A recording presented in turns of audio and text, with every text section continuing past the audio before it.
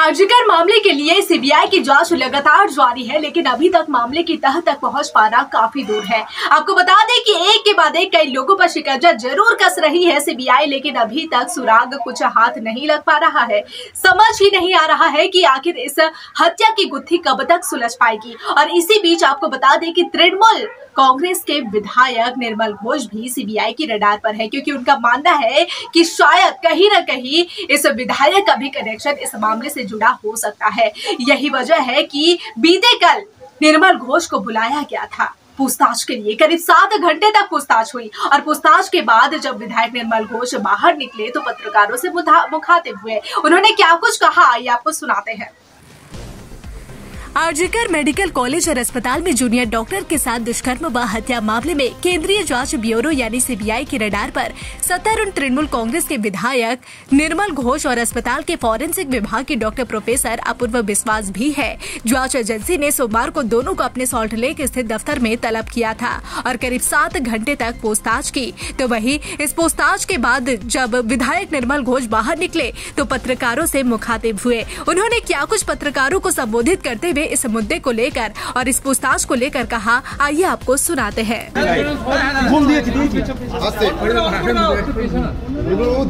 আমি একটা কথা বলে দিই। 9 তারিখ সন্ধ্যা রাত্রিতে আমি লোকাল বিধায়ক হিসেবে আমাদের অভয়ার বাড়ি আমার বিধানসভা এলাকায় আমি নিজে একটা মিট দি প্রেস করেছিলাম। প্রায় 50টির বেশি প্রেস ছিল। সেদিনের কথা যদি আপনারা খেয়াল করে থাকেন যে এত বড় হেনিয়াস ক্রাইম আমার জীবনে আমি কম দেখেছি। সেদিন আমি বলেছিলাম এর শাস্তি ফাঁসির থেকেও বড় শাস্তি দিতে হবে, এবং সেই দাবি আমি এবং আমার সরকার এই দাবিতেই আমরা অটল আছি। অনেক প্রেস হয়তো ভুল করতে পারে, কিন্তু রাজ্যের এখন বিচার ব্যবস্থাটা সিবিআইয়ের হাতে। সেই সিবিআইতে আজকে আমি এসেছিলাম ওদের সঙ্গে অ্যাপয়েন্টমেন্ট করে, ওরাও আমাকে আসার জন্য অ্যাপয়েন্টমেন্ট করেছে। ওদের অনেক কথা ছিল যেটা আমি এখানে বলতে পারি না, আমারও অনেক কথা ছিল যেটা আমি এখানে বলতে চাই না। আইনের পথ ধরে চলবে, কিন্তু আমি বলতে পারি ওই এলাকার বিধায়ক হিসেবে 50 বছরেরও বেশি সময় ধরে মানুষের সঙ্গে আছি। আমি যে বিচারের আইন আমরা নতুন করে তৈরি করেছি পশ্চিমবাংলায়, সেই আইন বলবৎ হবেই, এবং যারা এখানে আমার ওই ডাক্তারকে অত্যাচার করেছে, খুন করেছে, সম্মান নষ্ট করেছে, ব্রুটাল মার্ডার করেছে, তারা শাস্তি পাবে। এবং আমি চাই যে সকলে মিলে শাস্তিটা একটা দিক, আর নিজেদের প্রতিপত্তি আরেকটা দিক। এখানে আজকের দিনে শাস্তির কথাটা আমাদের পশ্চিমবাংলায় প্রায় মুখ্য নয়, গৌণ হয়ে গিয়েছে। কিন্তু আমাদের সরকার, আমরা, আমাদের দল এর চরমতম শাস্তি দিয়েই আমরা বিশ্রাম করি। নির্মলদা, 9 তারিখ সকালবেলা আপনি হাসপাতালে যখন গিয়েছিলেন? সকালবেলা যাইনি, তুমি তো ভুল করছো। বড় কাগজের মালিক আমি বেলা থেকে গিয়েছিলাম, আমি 3:30 গিয়েছি। 3:30 তোমার সবার সঙ্গে দেখা হয়ে গেল। ঠিক আছে, সেদিন মানে কি কারণে গেছিলেন? মানে খবর পেয়ে গেছিলেন, না কারোর নির্দেশে গেছিলেন, নাকি ফোন করে ডেকেছিলেন? তোমাদের এই হচ্ছে, আমি তোমাদের কাগজ নমস্কার। না মানে বলছি আমার এলাকার মেয়ে, আমার এলাকার ডাক্তার, আমার এলাকা সব, আমি নিজের নৈতিক দায়িত্ব পালন করতে গিয়েছি। কারণ আমার 2-3টে মিটিং ছিল, সঙ্গে সঙ্গে আমি এসেছি। এবং আমি নিশ্চিত যে আমার মতো দুঃখী তোমরাও ভাইরা, তোমরা প্রেস ঠিকই, তো তোমরাও দুঃখ পাবে। এমন একটি ব্রিলিয়ান্ট মেয়ে, যার সেদিন সন্দীপ ঘোষের সঙ্গে আপনার কোনো মিটিং হয়েছিল? এসব মিডিয়ার কথা আমাকে বলছো।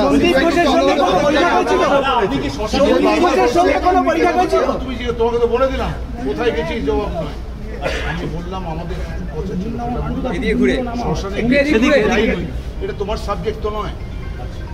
সন্দীপ ঘোষের সঙ্গে কোনো মিটিং হয়েছিল সেদিন? কার সঙ্গে? সন্দীপ ঘোষের সঙ্গে যিনি প্রিন্সিপাল ছিলেন। আমার সঙ্গে সেদিনকে দেখা হয়েছে। সন্দীপ ঘোষ আলোচনার মধ্যে আসে না, আমার আলোচনার মধ্যে আসে না। সবাই ভালো থেকো ভাই, সবাই ভালো থেকো। আইনের পথে আইন চলবে। তোমাদের সঙ্গে আমার ব্যক্তিগত সম্পর্ক সবার ভালো। সন্দীপ ঘোষের সঙ্গে কোনো কথাবার্তা হয়েছে? আমার কোনো কথাবার্তা কি আর ডাকা হয়েছে? সম্ভাবনা নেই, কখনোই সম্ভাবনা নেই কথা বলার। না কাল থেকে ডাকা হয়েছে। না ডাকবে কেন? আমি তো বললাম আমি মেক অ্যান অ্যাপয়েন্টমেন্ট। ওদের বক্তব্য ওরা বলবে, আমার বক্তব্য আমি রেখেছি, আইনের পথ ধরে চলবে, এটা বললাম তো। যদি আবার ডাকে আবার আমি বলবো।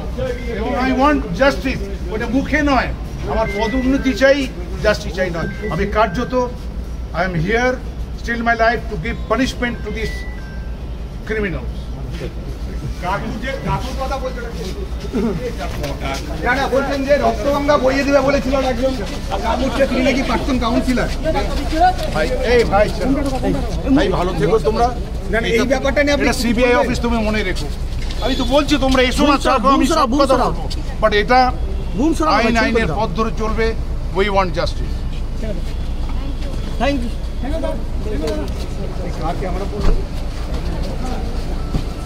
মিন্টু দা ছবিটা দাও, মিন্টু দা ছবিটা পাঠাও।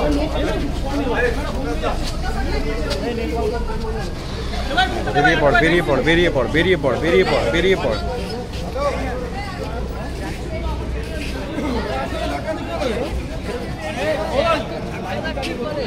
इस दुर्गा पूजा न्यूज यूएनआई लेकर आया है बड़ा ऑफर।